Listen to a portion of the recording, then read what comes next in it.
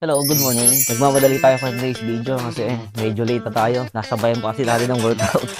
Because today is pupunta tayo sa ating site doon sa Talavera sa Kinalangoyan project dahil there seems to be a change of service na mangyayari. So, kung naalala niyo yung Kinalangoyan project, yun is supervision project or supervision service yung binibigay natin sa kanila. So, ngayon is magbabago yung service natin from supervision to labor only contract. So, bigay ko sa inyo yung details kung ano yung nangyayari dito sa site kaya tayo napunta from supervision service contract to labor only contract. Check muna natin yung site. So, dito na tayo sa site. Check natin kung ano yung development dito. So, after nung kanilang potong buhos, last time yung sa ginabitan natin ng pump kit is nag-stop po yung project Hindi inaasang nangyayari sa ating planning.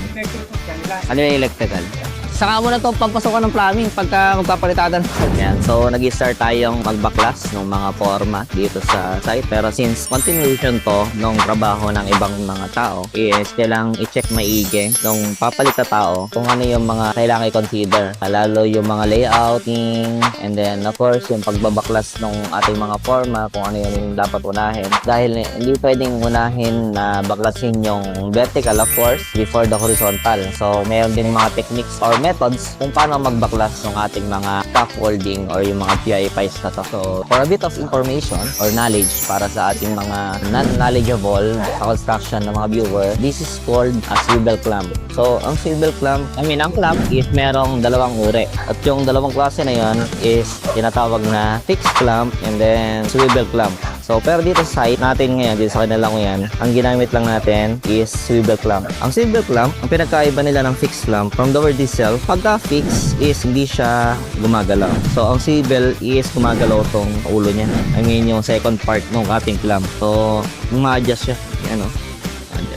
So, pagka-fix, ginagamit siya sa mga ganitong dugtungan. I mean, dugtungan ng scaffolding. So, meron tayong horizontal and then vertical. Then, ang fix, ginagamit dito para hindi na siya gumagalaw. Pero, mas prefer namin bumili ng swivel clamp dahil mas marami siyang use since pwede siyang gamitin sa diagonal. Ayan o. So, pagka ganito, yung installation ng scaffolding, gamit si swivel clamp. At the same time, pwede rin siyang gamitin sa mga horizontal, vertical, or cross scaffolding. So, mas prefer namin siyang bilhin since multi-use yung paggamit sa kanya for multi-purpose usage. So, yun yung gamit ng ating clamps. So, meron akong chismis sa inyo. Naalala nyo kanina. I mean, kung pakinggan nyo kanina yung sinabi ko, we are having the service for this project as supervision service sana lang muna, di ba? Yung una. So, pag supervision, kami lang yung supervise. And then, kay foreman or yung contractor na makukuha ni client, is sila naman yung gagawa ng construction. Pero in this case, nagpalit tayo ng service from supervision, is napunta tayo sa labor-only contract. So, tayo na yung gagawa ngayon ito with our foreman and yung mga workers natin dito sa ating company. So, typically, or hindi naman typical, pero hindi rin naman siya that uncommon. Hindi rin siya ganun ka-real. So, may nangyayari dispute from the contractor and the client. And then, minsan umawa sa korte or sa baranggayan, reklamuhan, and then talagang maghanap si owner, si client ng ibang contractor dahil sa mga dispute or hindi rin na pagkakaunawan sa site, lalo sa mga porsyento ng mga foreman kasi di ba pag foreman, porsyento lang siya. So, ang pagka-porsyento sa foreman, kung magkano yung materyales, is meron silang 40% to 60% sa total price ng materyales. So, ganun sila mag-compute. So, merong hindi pagkakaintindihan, and then ngayon is nagpalit ng tao si client and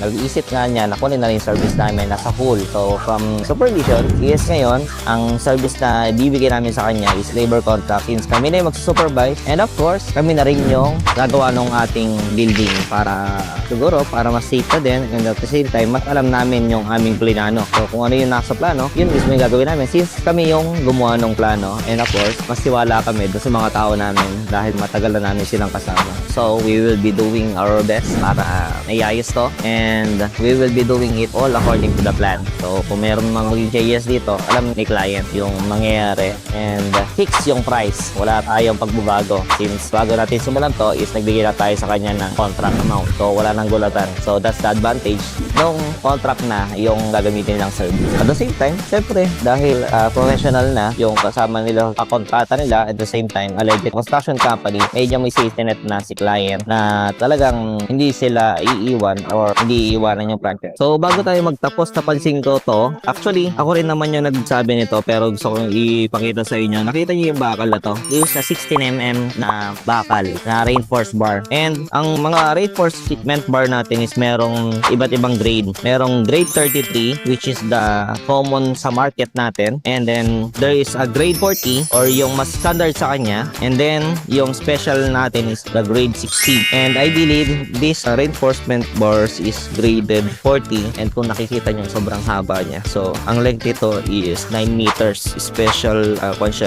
length siya. Mas ginagamit to kasi yung splicing naiiwan sa na. So, makakatipid tayo since wala na yung dugtungan. Splicing is yung dugtungan ng bakal. Pagka meron kasing dugtungan yung bakal, this kailangan meron siyang splicing or yung sobra dun sa dugtungan. So, para maglapping yung dalawang bakal, magkakaroon ng splicing. So, yun yung may iwasan. And, matitipid ng ating mga owner or yung client natin. Pagka gumagamit tayo ng mga special length ng bakal. Pero syempre, ino-consider pa rin yung height ng ating structure and then yung haba. Hindi naman porket mahaba yung bakal, makakatipid na. Minsan, yung meters na bibitin pa rin, nagkakaroon tayo ng dugtong pa rin sa ibabaw, which will cost us more. So, kailangan pag-aralan pa rin maigi. So, once again, dito sa Architect Joshua, and samahan nyo kami dito sa aming pagpapatuloy ng construction ito dito sa Kinalungan, and we will keep you updated. So, yes, salamat sa tutunan sa balta and see you on our next vlog. Pati ka diyan, from start to finish, walang iwanan. Ngarap mong bahay, kami ang daan. Solid ang pundasyon, tibay ng relasyon.